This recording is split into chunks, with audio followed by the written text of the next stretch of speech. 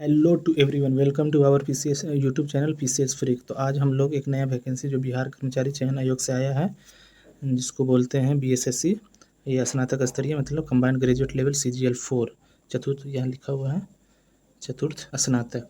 तो इसमें सारा जानकारी जो है इसका देखेंगे कि कब से ये फॉर्म फिल होगा और इसकी एलिजिबिलिटी क्या है, फॉर्म फी क्या है, सारा जानकारी जो है इसमें इकट्ठा करेंगे। ठीक है, तो चलिए एक एक करके बात करते हैं। तो सबसे पहला है जो इसका फॉर्म कहाँ से भरेंगे, तो ये है BSSC bihar.gov.in पे जाकर ये फॉर्म फिल होगा। 18 कब से होगा, 18/8 से 17/9 मतलब 18 अगस्त से 17 सितंबर तक फॉर्म फिल होगा।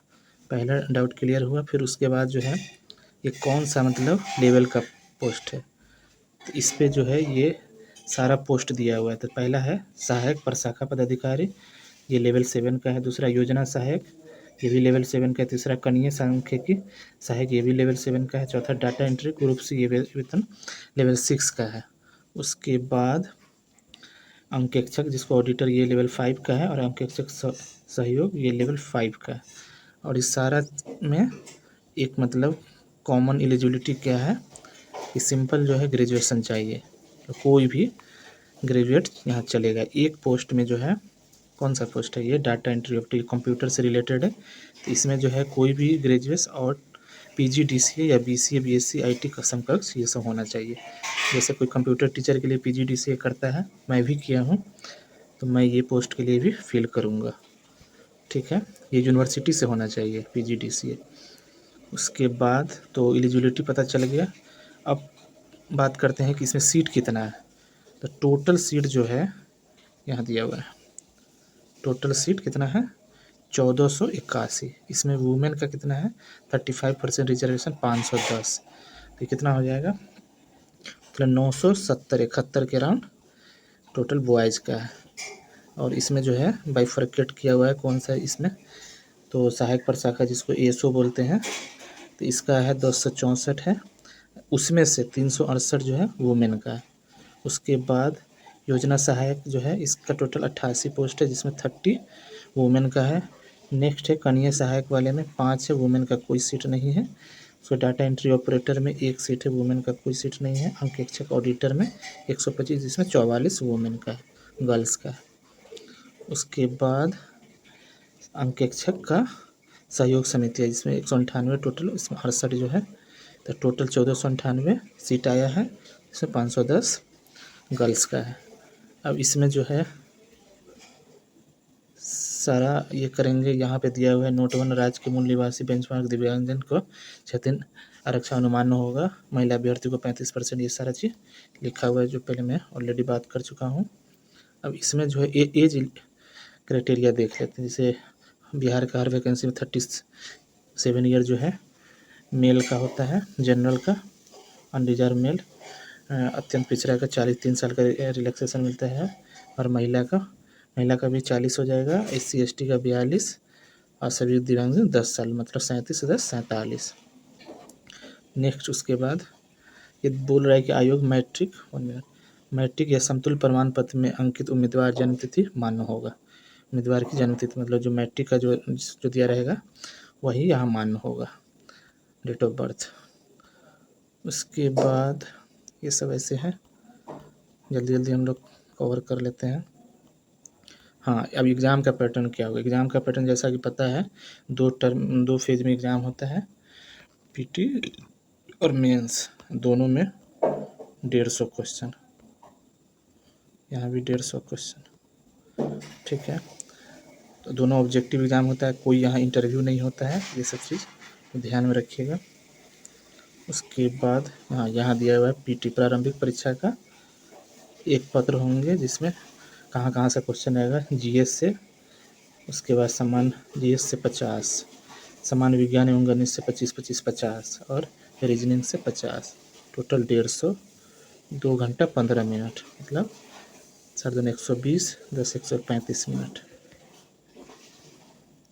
ठीक है, उसके बाद यहाँ दिया हुआ है कि प्रारंभिक परीक्षा का भाषा हिंदी अंग्रेजी दोनों में होगा। ठीक है, अब क्या दिया हुआ है कि ये सब सिलेबस है, प्रारंभिक परीक्षा का सिलेबस नहीं होना GS में, ये सारा चीज़ आप लोग पस करके देख लीजिए। करंट अफेयर्स वगैरह है, पड़ोसी राज्य, ये सारा चीज़ दिया हुआ है।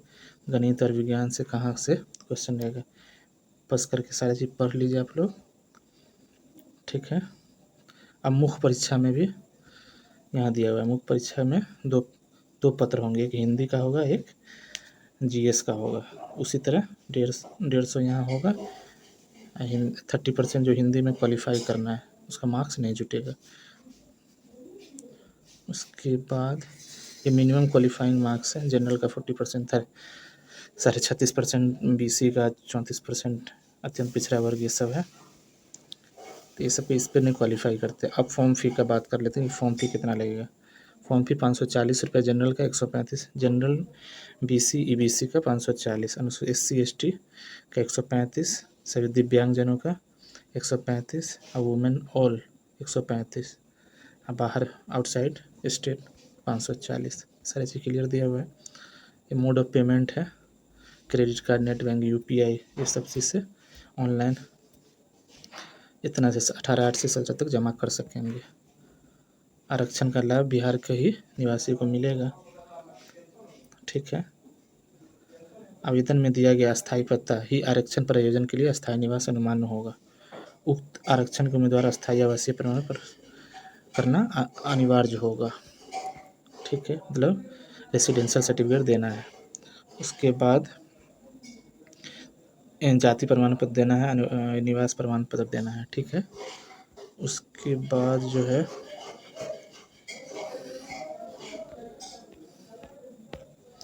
ये सब उतना इम्पोर्टेंट नहीं है।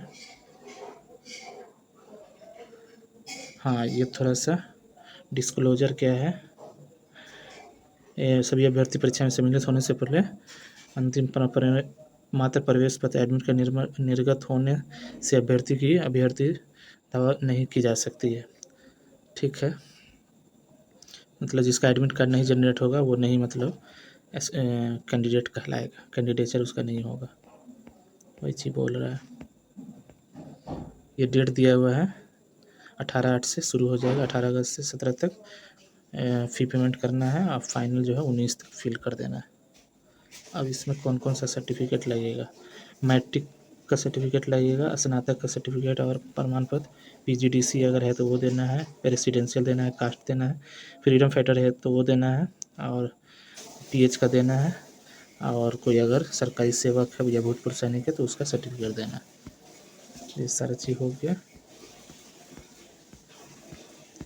तो यही सारा जानकारी थी। आप लोग फॉर्म को भरिए, 18 तारीख से फॉर्म फिल होगा, तो अच्छे से फॉर्म फिल करिए, सारे डॉक्यूमेंट्स बनवा लीजिए नया जातीय आवासीय सब चीज़, किसी तरह कोई दिक्कत नहीं हो डॉक्यूमेंट वेरिफिकेशन में। हाँ, एक चीज़ याद रखिए, इसका डॉक्यूमेंट वेरिफिकेशन के टाइम में जो जातीय आवासीय यहाँ पे देंगे, फॉर्म फिल करेंगे, वही सारा वहाँ चेक होगा, सेम टू सेम मिलना चाहिए, वही रहा। ऐसा नहीं कि नया बनवा लिए दूसरा और यहाँ दे दिए फॉर्म फिल करते हुए दूसरा, तो वो कभी वैलिड नहीं होगा, वो आपका रद्द कर देगा, नहीं मानेगा। बीएसएससी इस मामले में बहुत रिस्ट्रिक्ट है। तो यही सारा जानकारी था, ठीक है। तो फॉर्म आप लोग फिल करिए, ठीक है। और किसी भी तरह कोई डाउट वगैरह है तो कमेंट सेक्शन में पूछिए, और चैनल को सब्सक्राइब कर दीजिए। Okay, thank you.